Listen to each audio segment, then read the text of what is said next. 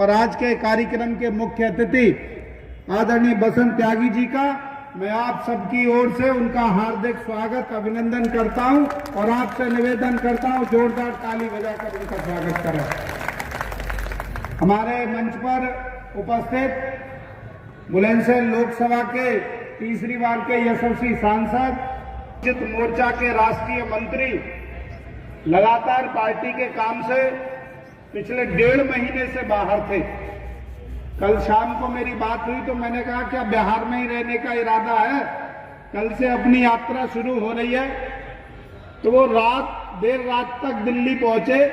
रात सुबह से ही हमारी यात्रा में डॉक्टर भोला सिंह जी उपस्थित है। एक बार जोरदार ताली बजाकर आप उनका स्वागत।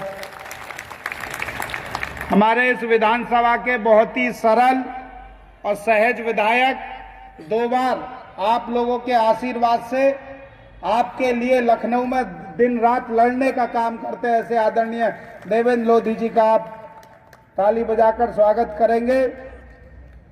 हमारे इस विधानसभा के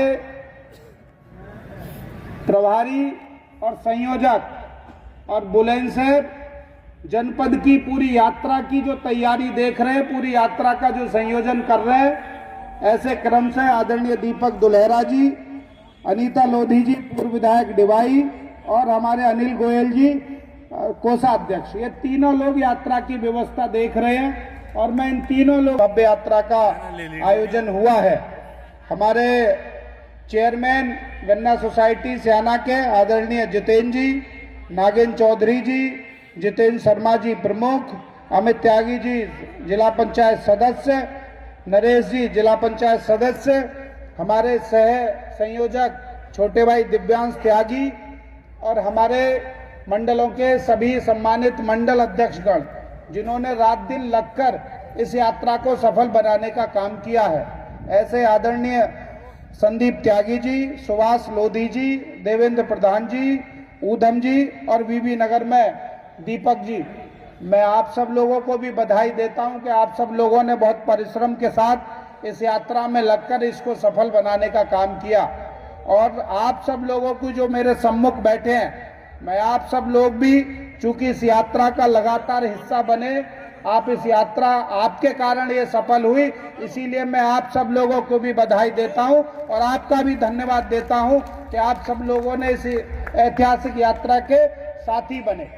मित्रों, यहाँ से मुख्य वक्ता और माननीय सांसद और माननीय विधायक जी का हमने उद्बोधन सुना और सरदार पटेल के बारे में जो उन्होंने कहा, तो निश्चित तौर पर कोई यूं ही सरदार नहीं बन जाता, कोई यूं ही लौह पुरुष नहीं बन जाता। जिसके इरादे चट्टान जैसे होंगे, जिसके हौसले तूफानों की तरह होंगे, जिसकी देशभक्ति की मिसाल सदियों तक दी जाती रही होगी, वही सरदार पटेल कहलाने के योग्य होगा। हम ऐसे सरदार पटेल की 150वीं जयंती के शुभ अवसर पर इस पद यात्रा के माध्यम से एक दूसरे को जोड़ने का काम कर रहे हैं और जोड़ने के काम के लिए लगातार हमें करना चाहिए।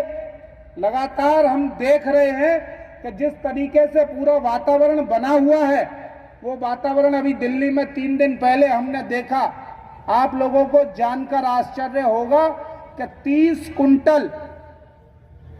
कुंटल सामग्री बम विस्फोट के रूप में मिली है। 30 कुंटल समझते हैं ना?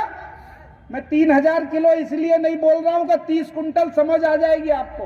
हम सब किसान परिवार के लोग हैं। अब आप समझिए कि 30 कुंटल सामग्री देश में अलग अलग बम विस्फोट करने के इरादे से, और कौन लोग थे वो? डॉक्टरों की